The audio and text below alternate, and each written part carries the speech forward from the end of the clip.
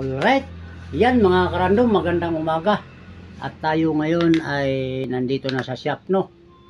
So, mayroon tayong i-demo. Yan. Meron tayong, pakita ko sa inyo, meron tayong frame.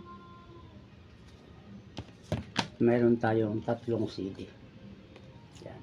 Yung nagtatanong dyan, yan, kung paano ang demo ng CD. Ito na yun mga karandom.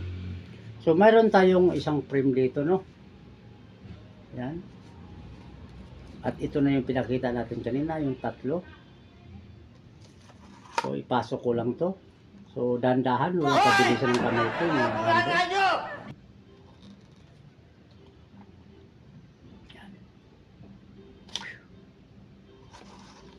Yun. Nagiging yellow. Diba?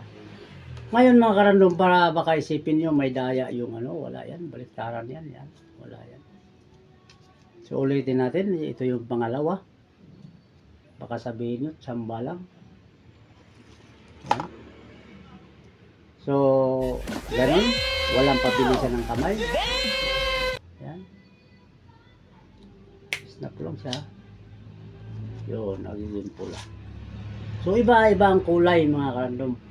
So yung nagtatanong dyan, ito na po yung demo ng CD. Yan. Ulitin natin, isa pa. Yan. Basta relax lang. Parang may naamoy ako hindi maganda. Snap ko lang siya. Yan. Ito yung pangatlo. Yan. Baka isipin nyo mga karandom, marami kayong pwedeng gawin dito, no?